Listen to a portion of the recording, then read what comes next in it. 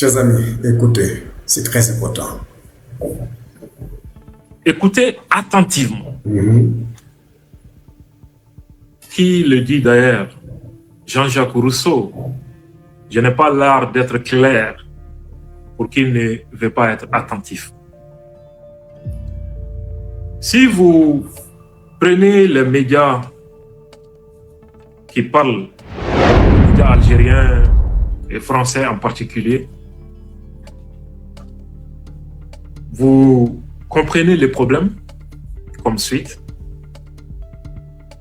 Il y a un groupe rebelle appelé FLA, Front de Libération de l'Azawad, qui a pris des armes pour revendiquer une partie du territoire malien qu'ils appellent Azawad, et que ce groupe est composé des Touaregs, agit au nom des Touaregs, parle au nom des Touaregs, et que ce groupe serait différent des organisations terroristes.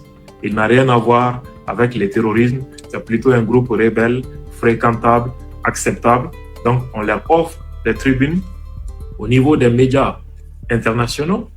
Ils sont accueillis dans les palais présidentiels, ils participent aux conférences internationales, etc. Donc ils n'ont rien à voir avec le terrorisme. Parfois on les présente même comme des alliés contre le terrorisme, comme la France l'a fait en 2013. Très bien à noter. La deuxième entité armée au Sahel, qu'on appelle les JNIM, ça c'est son acronyme arabe, Jamaat al-Nusra wal-Islam wal-Muslimin, c'est-à-dire les groupes de soutien à l'islam et aux musulmans. Ce groupe de soutien à l'islam et aux musulmans est une fédération d'organisations terroristes au Sahel, créée début mars 2017. Le JNIM est composé de Ansar Din, de Yadagali, une partie de Akmi, une partie de Al-Mourabitoun, une partie de Moujao et la Katiba Massina de Ahmadoun Koufa. Il faut d'abord considérer la date de création du JNIM, mars 2017. Mars 2017 a coïncidé avec un événement majeur, les discussions pour la création de la force conjointe du G5 Sahel. Une réunion des différents services de renseignement de ces 5 pays du G5 se tenait déjà à Niamey, sur le territoire nigérien, pour la création de la force conjointe du G5 Sahel pour faire face au terrorisme au Sahel. Bien avant que cette force soit opérationnelle, les terroristes aussi ont formé leur G5 Sahel en créant une entité plus puissante, plus importante, qui fédère toutes les organisations terroristes actives au Sahel, comme une force conjointe terroriste du Sahel. Mars 2017. Donc c'est comme le GSIM, que certains appellent JNIM, a été créé pour faire pièce aux forces conjointes du G5 Sahel qui devraient être mises en place. Alors, comment les terroristes ont su que le G5 Sahel était en train de mettre en place la force conjointe? Ça veut dire qu'un État a trahi. Le G5 Sahel va mettre en place sa force conjointe. Les terroristes aussi se réunissent pour mettre ensemble leurs organisations, leur G5 Sahel, pour faire face aux États du Sahel. Et quelques années après seulement, la force Serval était devenue force Barkhane avec vocation de s'étendre sur tout le Sahel. Faites les liens entre ces différents événements pour comprendre quelle force occulte serait derrière toutes ces manœuvres. Premier point important à retenir dans l'analyse. Le deuxième point, c'est qu'on appelle GSIM, organisation terroriste, qui justifiait la présence de l'armée française au Sahel. Donc l'armée française était au Sahel d'abord pour empêcher les terroristes de prendre Bamako et posez-vous les bonnes questions, de prendre Bamako. Donc, les terroristes étaient à Kouana, au centre du Mali, avant même d'arriver à Sévaré. Donc, Serval est intervenu pour empêcher que les terroristes ne progressent vers Sévaré.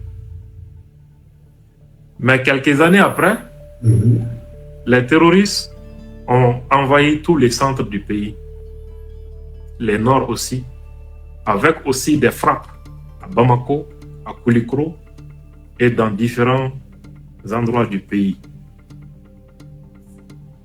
Serval deviendra Barkhane plus tard. Et l'armée française n'a pas seulement vocation à lutter contre les terroristes au Mali, mais désormais tous les Sahel. Donc ils sont là pour combattre les GSIM à partir de 2017. À partir de 2013, date de leur arrivée, les forces françaises étaient au Sahel pour combattre Ansar-Eddin Moujao Akmi. Ces entités vont fédérer en 2017 pour devenir les GSIM. À partir de 2017, l'existence des GSIM justifiait la présence des troupes françaises au Mali. Mais attention, ce n'est pas fini. Les choses vont connaître une nouvelle mutation à partir de 2022, sinon de 2019, au sommet de Pau, entre le président français et les dirigeants du G5 Sahel. La France avait clairement dit que les GSIM n'étaient plus la menace principale au Sahel, mais plutôt l'État islamique. Chers amis, à partir de cette séquence, nous allons poser une question essentielle. Pourquoi, malgré des années d'intervention étrangère au Mali, la menace armée s'est-elle élargie au lieu de disparaître? En 2013, la France lance l'opération Serval avec un argument officiel: empêcher les groupes armés de progresser vers Bamako. Plus tard, Serval devient Barkhane avec l'ambition de combattre les TOTO dans tous les Sahel. Mais le paradoxe est là. Après plusieurs années de présence militaire française, les groupes armés TOTO n'ont pas disparu. Ils se sont déplacés, recomposés et étendus vers les centres du Mali, le nord, la zone des trois frontières et d'autres espaces sahéliens. Si une puissance vient officiellement aider un État à restaurer sa souveraineté, elle ne peut pas ensuite se comporter comme si cette souveraineté devait rester sous son contrôle. Dans le dossier de Kidal, beaucoup de Maliens ont vu une contradiction grave. La France disait combattre les groupes armés, mais l'autorité malienne restait limitée sur une partie stratégique de son propre territoire. Et quand le Mali a demandé le départ des forces françaises, Emmanuel Macron, le président français, a parlé d'ingratitude en rappelant les soldats français morts au Mali. Mais la mort des soldats dans une mission étrangère ne donne pas à Paris un droit éternel de présence, de tutelle ou de gérance. Le Mali peut respecter les paix humaines, mais il garde son droit souverain de dire « cette coopération ne répond plus à nos intérêts ». Nous voulons changer de stratégie, nous voulons choisir librement nos propres partenaires. Il faut rappeler une chose simple. Le Mali n'est pas une terre sans mémoire. C'est un vieux territoire de civilisation, de culture, d'empire, de savoir et de résistance populaire. Personne ne peut réduire ce pays à une simple zone de crise ou à un laboratoire sécuritaire. Le problème ne commence pas aujourd'hui.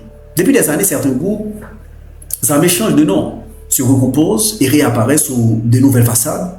Mais derrière ces changements, les mêmes logiques reviennent.